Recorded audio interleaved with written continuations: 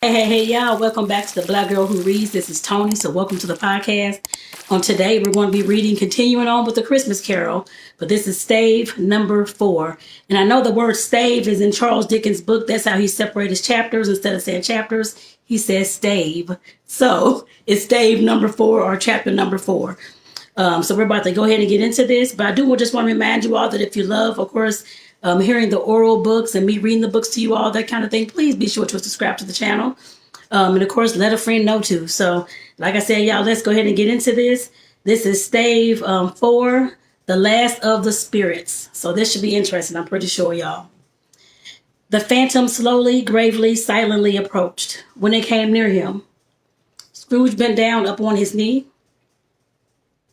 For in the very air through which this spirit moved, it seemed to scatter gloom and mystery. It was shrouded in a deep black garment which concealed its head, its face, its form, and left nothing of it visible, save one outstretched hand. But for this, it would have been difficult to detach its figure from the night and separate it from the darkness which it was surrounded. He felt that it was tall and stately when it came beside him, and that its mysterious presence filled him with a solemn dread. He knew no more, for the spirit neither spoke nor moved. I am in the presence of a ghost of Christmas yet to come, said Scrooge. The spirit answered not, but pointed outward with his hand. I guess this way. You are about to show me shadows of the things that have not happened, but will happen in the time before us, Scrooge pursued. Is that so, spirit? The upper portion of the garment was contracted for an instant in its folds, as if the spirit had inclined its head. That was the only answer he received. Although well used to ghostly company by this time, Scrooge feared the silent shape so much that his legs trembled beneath him, and he found that he could barely stand when he prepared to follow it. The spirit paused a moment, as observing his condition and giving him time to recover. But Scrooge was all the worse for this. It thrilled him with the vague, uncertain horror to know that behind the dusky shroud there were ghostly eyes intently fixed upon him, while he, though he stretched his hone to the utmost, could see nothing but a spectral hand and a great heap of black. Ghost of the future, he exclaimed, I fear you more than any spectre I have seen, but as I know your purpose is to do me good, and as I hope to live to be another man from what I was, I am prepared to bear you company and do it with a thankful heart. Will you not speak to me? It gave him no reply. The hand was pointed straight before them. Lead on, said Scrooge, lead on. The night is waning fast, and it's precious time to me. I know, lead on, spirit. The phantom moved away as it had come toward him. Scrooge followed him in the shadow of his dress, which bore him up, he thought, and carried him along. They scarcely seemed to enter the city, for the city rather seemed to spring up about them and encompass them of its own act. But there they were in the heart of it, on change amongst the merchants who hurried up and down and chinked the money in their pockets and conversed in groups and looked at their watches and trifled thoughtfully with their great gold seals and so forth, as Scrooge had seen them often. The spirit stopped beside one little knot of businessmen. Observing that the hand was pointed to them, Scrooge advanced to listen to their talk. No, said a great fat man with a monstrous chin. I don't know much about it either. Either way, I only know he's dead. When did he die? Inquired another. Last night, I believe. Why, what's the matter with him? Asked a third, taking a vast quantity of snuff out of a very large snuff box. I thought he'd never die. God knows, said the first with a yawn. What has he done with his money? Asked the red-faced gentleman with the pendulous excrescence on the end of his nose that shook like the gills of a turkey cock. I haven't heard, the man with the large chin yawning again. Left it to his company, perhaps? He hasn't left it to me, that's all I know. This pleasantry was received with a general laugh. It's likely to be a very cheap funeral, said the same speaker. For upon my life, I don't know of anybody to go to. Suppose you make up a party and volunteer. I don't mind going if lunch is provided, observed the gentleman with the excrescence on his nose. But I must be fed if I make one. Ha ha, another laugh. Well, I'm the most disinterested among you after all, said the first speaker, for I never wear black gloves and I never eat lunch, but I'll offer to go if anybody else will. When I come to think of it, I'm not at all sure that I wasn't his most particular friend, for we used to stop and speak whenever we met. Bye-bye. Speakers and listeners strolled away and mixed with other groups. Scrooge knew the men and looked toward the spirit for explanation. The phantom glided onto a street. Its fingers pointed to two persons meeting. Scrooge listened again, thinking that the explanations might lie here. He knew these men also perfectly. They were men of business, very wealthy and of great importance. He had made a point always of standing well in their esteem. In the business point of view, that is strictly in the business point of view. How are you? Said one. How are you? Returned the other. Well, said the first. Old Scratch has got his own at last. Hey. So I'm told, retold the second. Cold, isn't it? Seasonable for Christmas time. What just happened? My phone just went out all of a sudden, y'all. Oh, goodness. I don't know what just happened. I don't think I pressed anything. Give me a second, y'all. My phone just went out. I don't know what happened. Oh, my gosh. Okay. That's a first. I don't know what happened. Well, let's try to find where we actually were, y'all. I'm sure I'll be able to find it. All right. I don't know what happened with that. That's really strange. All right, y'all. I'm getting to it. I'm getting to it. Oops. Pass it up. Let me see if I can find the fourth ghost. That is really strange. Golly. Oh, what happened? Okay. So where am I at?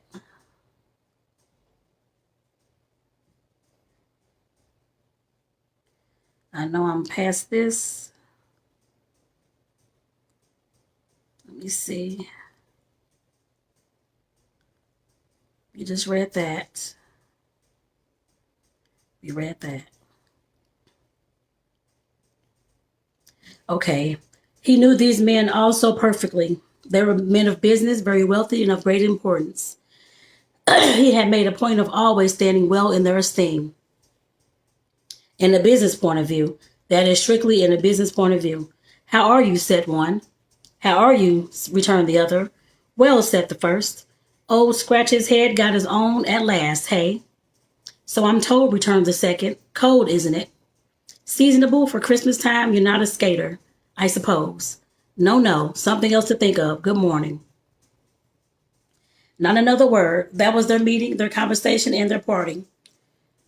Scrooge was at first inclined to be surprised that the spirit should attach importance to conversations apparently so trivial. But feeling assured that they must have some hidden purpose, he set himself to consider what it was likely to be. They could scarcely be supposed to have any bearing on the death of Jacob, his old partner, for that was past. In the ghost's province was the future, nor could he think of anyone immediately connected with himself, to whom he could apply them, but nothing doubting that to whomsoever they applied, they had some latent moral for his own improvement. He resolved to treasure up every word he heard in everything he saw, and especially to observe the shadow of himself when it appeared. For he had an expectation that the conduct of his future self would give him the clue he missed and would render the solution of these riddles easily. He looked about in that very place for his own image, but another man stood in his accustomed corner. And though the clock pointed to his usual time of day for being there, he saw no likeness of himself among the multitudes that poured in through the porch. It gave him little surprise, however, for he had been revolving in his mind a change of life, and thought and hoped he saw his newborn resolutions carried out in this. Quiet and dark. What keeps happening to my phone? Okay, I'm not really sure what's going on all of a sudden. Huh. Y'all, I keep having issues with this phone. I'm not sure what is going on today. I don't know. Let's hope this is the last time, because I'm not sure what's going on, y'all. It keeps stopping.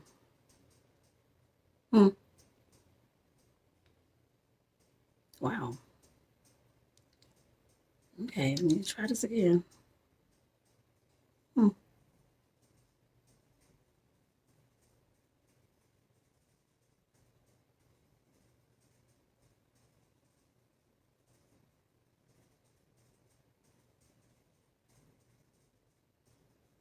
So is this... Okay, yes, here we go. Okay.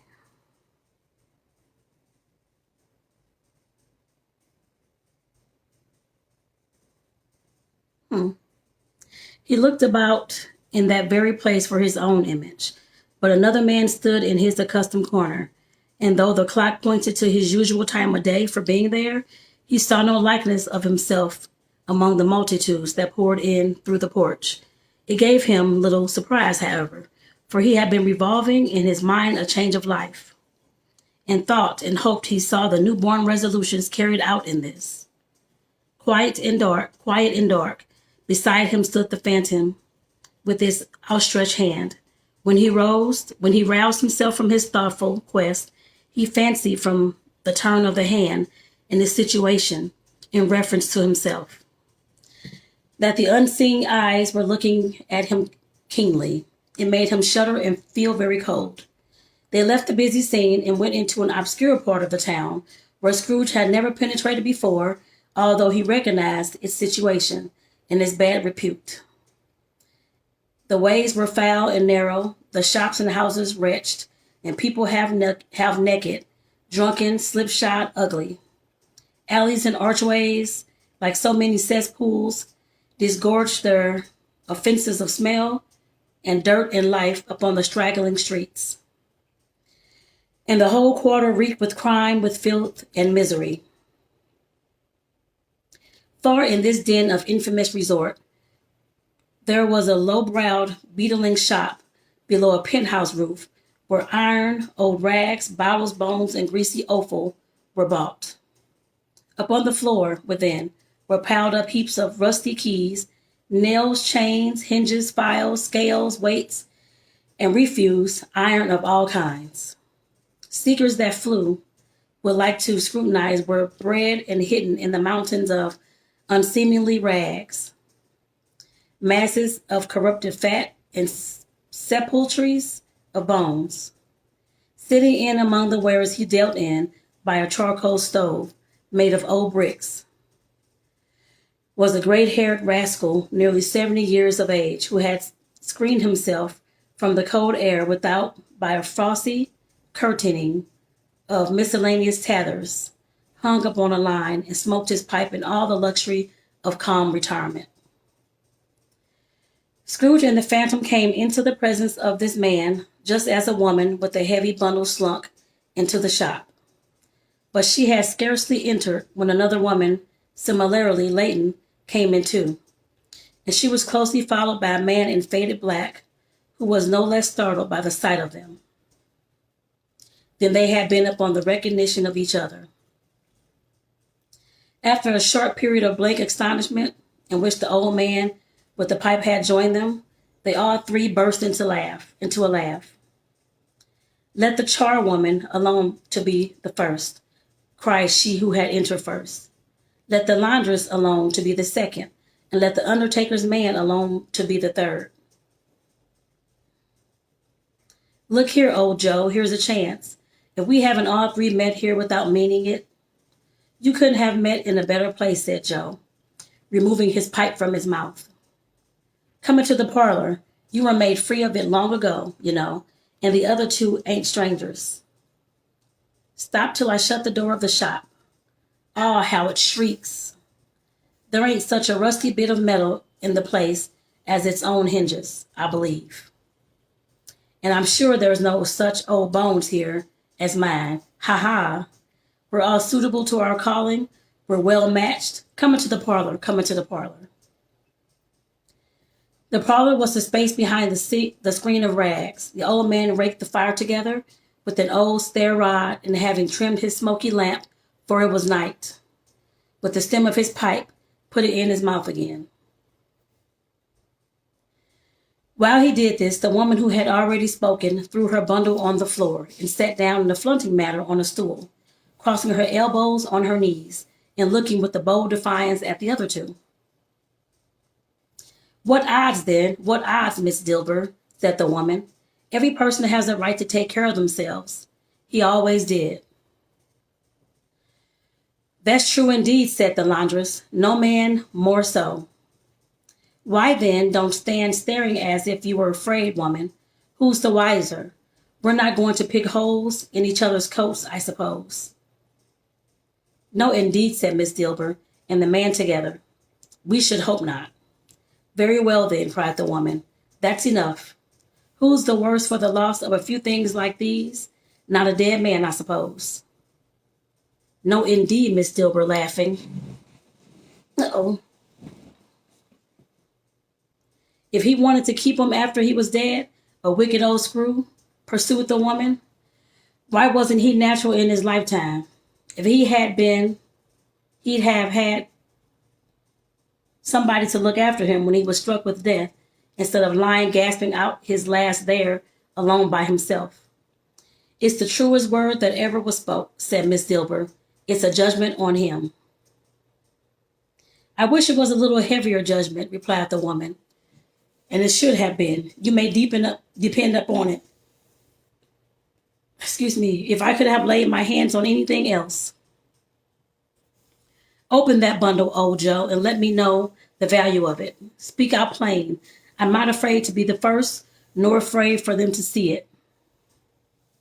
We know pretty well that we were helping ourselves before we met here, I believe. It's no sin. Open the bundle, Joe. But the gallantry of her friends would not allow this, and the man in faded black, mounting the breech first, produced his plunder. It was not extensive. A seal or two, a pencil case, a pair of sleeve buttons, and a brooch of no value were all. They were severely examined and appraised by Joe, who chalked the sums he was disposed to give for each upon the wall and added them up into a total when he found there was nothing more to come. That's your account, said Joe, and I want to give another 6pence. If I was to be boiled for not doing it, who's next? Miss Dilber was next. Sheets and towels, a little wearing apparel, 2 old-fashioned silver spoons, a pair of sugar thongs, and a few boots. Her account was stated on the wall in the same manner. I always give too much to ladies. It's a weakness of mine, and that's the way I ruin myself, said old Joe. That's your account? If you asked me for another penny and made it an open question, I'd repent of being so liberal and knock off half a crown. And now undo my bundle, Joe, said the first woman. Joe went down on his knees for the greater convenience of opening it, and having unfastened a great many knots, dragged out a large and heavy roll of some dark stuff. What do you call this, Joe? Bed curtains? Ah, returned the woman, laughing and leaning forward on her crossed arm. Bed curtains. You don't mean to say you took him down, rings and all, with him lying there, said Joe. Yes, I do, replied the woman. Why not? You were born to make your fortune, said Joe, and you will certainly do it.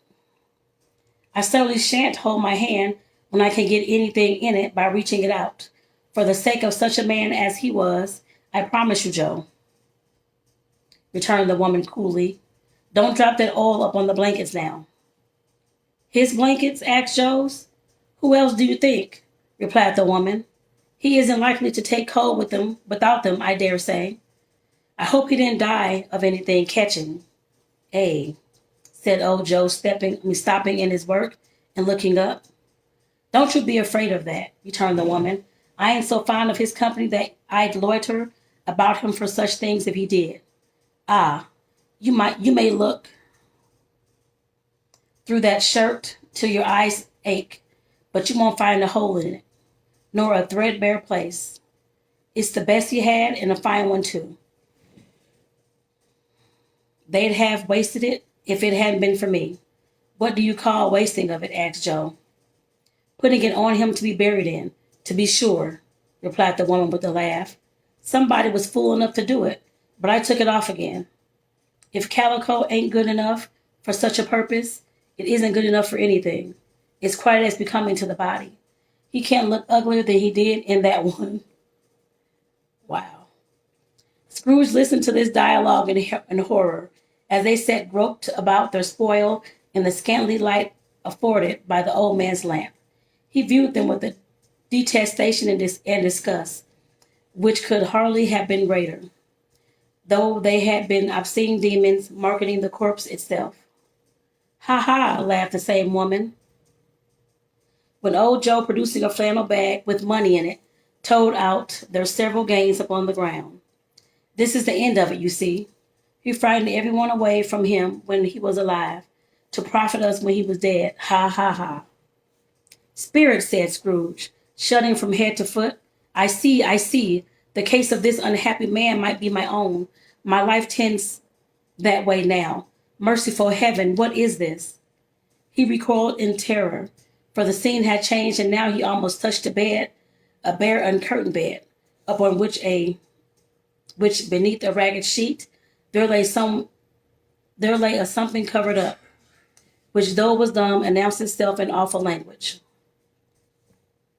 The room was very dark, too dark to be observed with any accuracy, though Scrooge glanced round it in obedience to a secret impulsion, anxious to know what kind of room it was. A pale light rising in the outer air fell straight upon the bed, and on it, plundered and bereft, unwatched, unwept, uncared for, was the body of this man.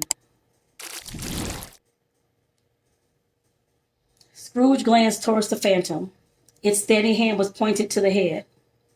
The cover was so carelessly adjusted that the slightest raising of it, the motion of a finger upon Scrooge's part, would have disclosed the face. He thought of it, felt how easy it would be to do, and longed to do it, but had no more power to withdraw the veil than to dismiss the spectre at his side. Let me get some water, y'all, too. And get y'all something to drink as well.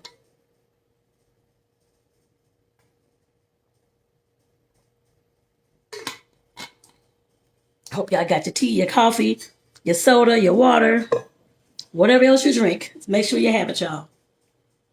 Let's continue on. O cold, cold, rigid, dreadful death, set up thine altar here, and dress it with such terrors as thou hast at thy command, for this is thy dominion. But of loved, revered, and honored head, thou canst not turn one hair to thy dreaded purposes, or make one feature odious. It is not that the hand is heavy and will fall down when released. It is not that the heart and pulse are still, but that the hand was open, generous, and true, the heart brave and warm and tender, the pulse a man's. Strike shall strike, and see his good deeds springing from the wound to sow the world with life immortal. No voice pronounced these words in Scrooge's ear, and yet he heard them when he looked upon the bed. He thought, if this man could raise up now, what would be his foremost thoughts? Avarice, hard dealing, gripping cares, they had brought him to a rich end, truly. He lay in the dark, empty house with not a man, a woman, or a child to say that he was kind to me in this or that, and for the memory of one kind word, I will be kind to him. A cat was tearing at his door, and there was the sound of gnawing rats beneath the hearthstone. What they wanted in the room of death, and why were they so restless and disturbed? Scrooge did not dare to think. Spirit, he said, this is a fearful place. In leaving it, I shall not leave its lessons. Trust me, let's go.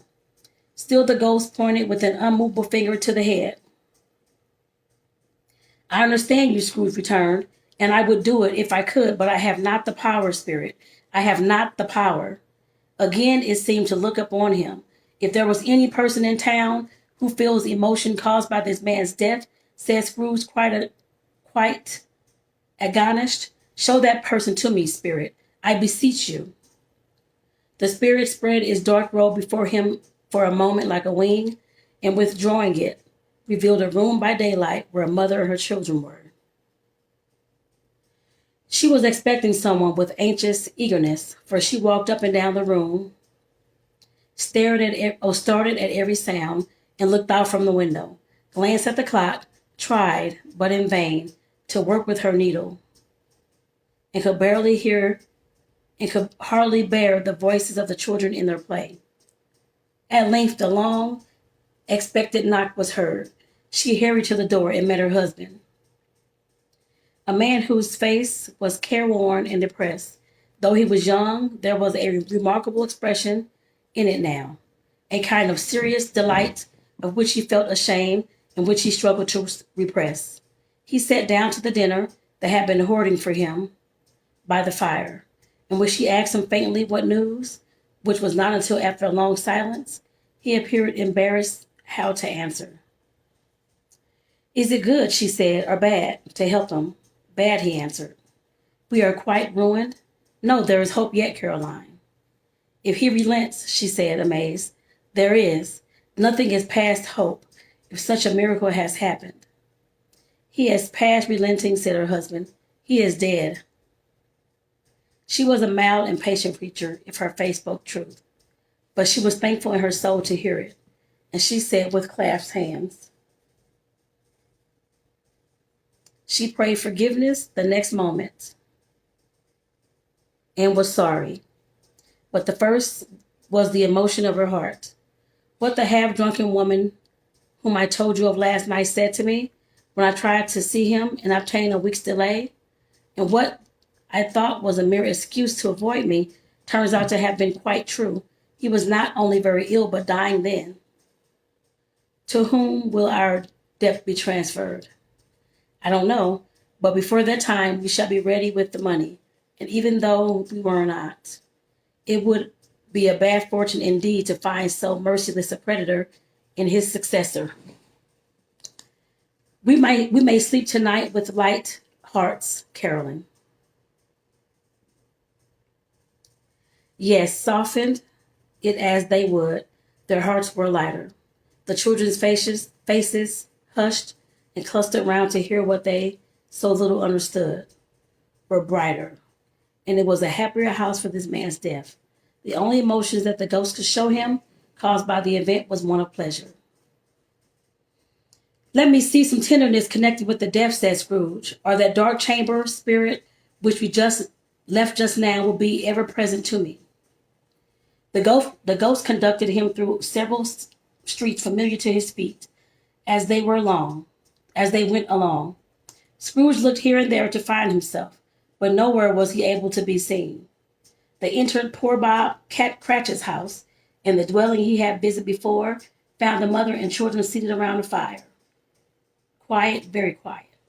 The noisy little Cratchits were as still as statues in one corner and sat up looking at Peter, who had a book before him. The mother and her daughters were engaged in sewing, but surely they were very quiet. My eyes are itching, y'all. Give me a second. Oh. And he took a child and set him in the midst of them. Where had Scrooge heard those words? He had not dreamed them. The boy must have read them out as he and the spirit crossed the threshold. Why did he not go? The mother laid work upon the table and put her hands up to her face. The color hurts my eyes, she said. The color? Oh, poor Tiny Tim. They're better now again, said Cratchit's wife. It makes them weak by candlelight, and I wouldn't show eyes to your father when he comes home for the world. It must be near his time. Past it, rather, Peter answered, shutting up his book. But I think he has walked into a slower than he but I think he has walked a little slower than he used to these last few evenings, Mother. They were very quiet again. At last she said, in a steadily cheerful voice that only faltered once, I have known him walk with Tiny Tim upon his shoulder, very fast indeed. And so have I, cried Peter often. And so have it, I cried Peter. And so have I, cried Peter, often. And so have I, exclaimed another. So had all. But he was very light to carry. He resumed, intent for her work, and his father's love for him, that was no more trouble. No trouble, and there is your father at the door. Let me get some more water, y'all.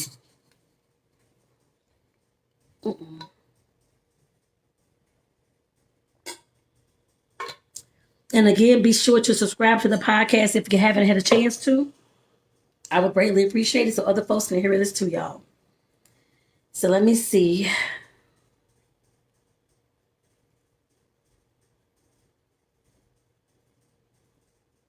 She hurried out to meet him, and little Bob and his comforter. He had need of it. Poor fellow came in. His tea was ready for him on the hob, and they all tried who should help him to it most. Then the two young Cratchits got up on his knees and laid each child a little cheek against his face, as if they don't, or as if they said, don't mind it, Father, don't be grieved by it. Uh-oh. Bob was very cheerful with them and spoke pleasantly to all the family. He looked at the work on the table and praised the industry and spoke on speed of Miss Cratchit and the girls. They will be done long before Sunday, he said. Sunday? You went today, then, Robert? Said his wife. Yes, my dear, returned Robert. I wish you could have gone. It would have done you some good to see how green a place it is. But you will see it often. I promised him that I will walk there on Sunday. My little child, cried Bob, my little child. He broke down at once. He couldn't help it. And if he could have helped it, he and his child would have been farther apart, perhaps, than they were. He left the room and went upstairs into the room above, which was lighted cheerfully and hung with Christmas. There was a chair set close behind the child, and there were signs of someone having been there lately. Poor Bob sat down in it, and when he had thought a little and composed himself, he kissed the little face. He was reconciled to do what happened last night and went down again quite happy. They drew about the fire and talked, and the girls and the mother still working.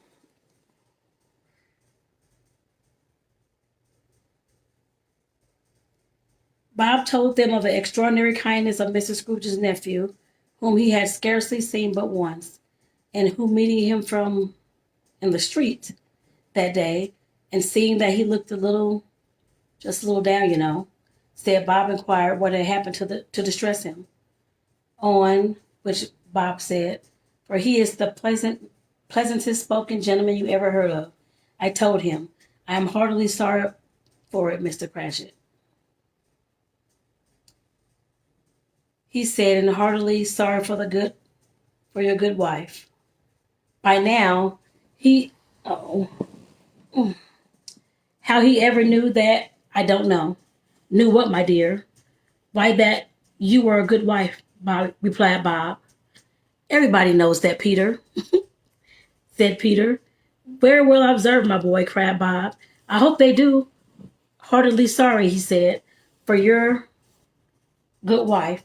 If I can be of service to you in any way, he said, giving me his card. That's where I live. Pray come to me. Now it wasn't, cried Bob, for the sake of anything he might be able to do for us,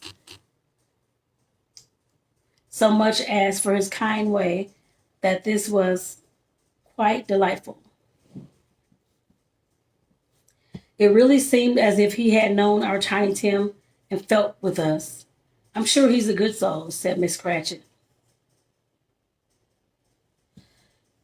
You may be sure of it, my dear, returned Bob. If I saw you and spoke to him, I shouldn't be at all surprised. Mark what I say. If he got Peter a better situation, only hear that, Peter, Miss Cratchit. And then, cried one of the girls, Peter will be keeping company with someone and setting up for himself. Get along with you, retorted Peter, grinning. It's just as likely as not, said Bob. One of these days, though, there's plenty of time for that, my dear. But however and whenever we part from one another, I'm sure we shall none of us regret poor Tiny Tim. Shall we, or this first parting that there was among us? Never, father, cried they all. And I know, said Bob, I know, my dears, that when we recollect the pattern and how mine was, although he was a little child, we shall not quarrel easily among ourselves and forget poor Tiny Tim in doing it. No, never, father, they all cried again. I am very happy, said little Bob. I am very happy. Miss Cratchit kissed him, his daughters kissed him. The two young Cratchits kissed him, and Peter and himself shook hands. Spirit of Tiny Tim, the childless ease was from God. Spectre, said Scrooge, something informs me that our parting moment is at hand. I know it, but I know not how. Tell me what man that was whom he saw lying dead. The ghost of Christmas yet to come conveyed him, as before, though at a different stage, he thought, indeed there seemed no order in these latter visions, save that they were the future, and to the resorts of business men by showing him not himself. Indeed, the spirit did not stay for anything, but went straight on as to the end just now I desired, until besought by Scrooge to tarry for a moment. I'd like to say, Scrooge, hold on. This court, said Scrooge, through which we hurry now is where my place of occupation is, and has been for a length of time. I see the house. Let me behold what I shall be in the days to come. The spirit stopped and his hand was pointed elsewhere. The house is yonder, exclaimed Scrooge. Why do you point away? The inexorable finger underwent no change. Scrooge hastened to the window of his office and looked in. It was an office still, but not his. The furniture was not the same, and the figure in the chair was not himself. The phantom pointed out, as before. He joined it once again and wondered why and whither he had gone. Accompanied it until they reached an iron gate. He paused to look around before entering. A churchyard, here, there, the wretched man whose name he had now to learn, lay underneath the ground. It was a worthy place, walled in by houses, overrun by grass and weeds, growth of vegetation's depth, not life, choked up with too much burying, fat with repleted appetite, a worthy place. The spirit stood among the graves, and pointed down to one. He advanced towards it, trembling. The phantom was exactly as it had been, but he dreaded that he saw new meaning in its solemn shape. Before I draw nearer to that stone to which you point, said Scrooge, answer me one question. Are these the shadows of the things that will be, or are the shadows of things that may be only? Mm-hmm.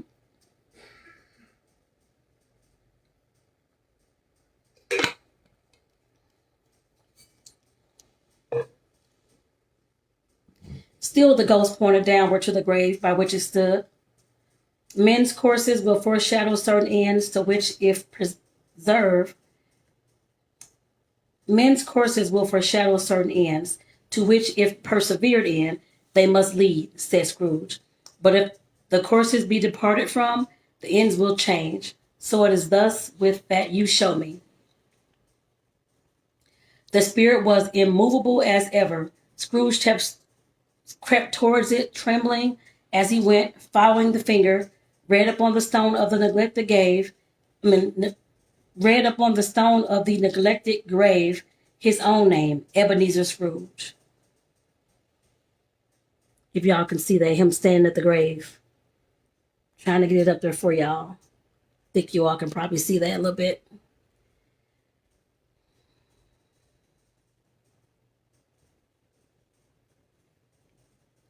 The last of the spirits.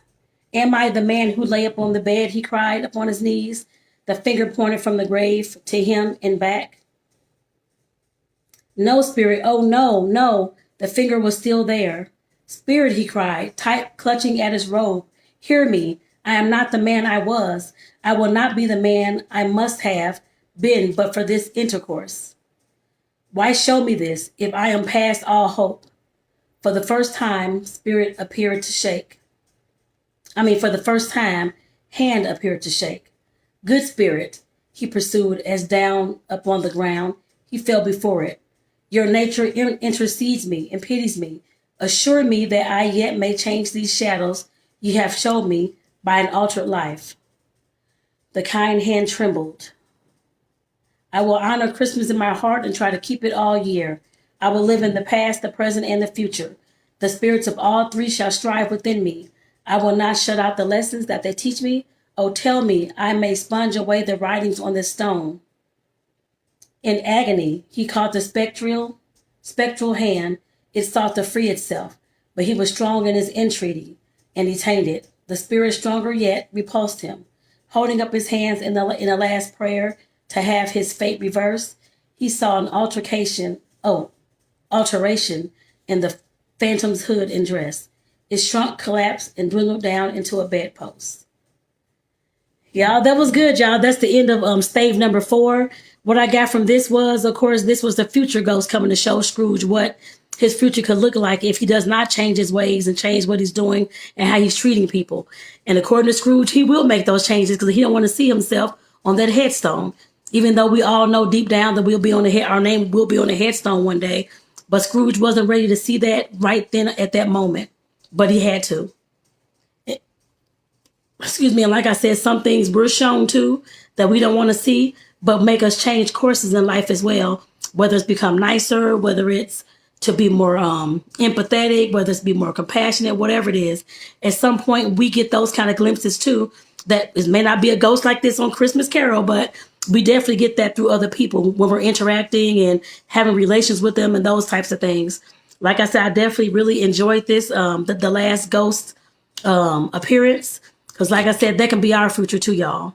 So with that, let me just say, of course, this is Tony from the Black Girl Who Reads podcast. Make sure that you all subscribe. And of course, share this out to somebody who may want to hear this story too. Because I'm sure you're not the only one. Like I said, this is my first time reading this. And I'm still excited, as y'all can tell, about reading through this and what I'm learning. So I hope y'all come back for the last and final stave 5. The end of it is what it says on here. So we have one more stave to read. So come back and join y'all.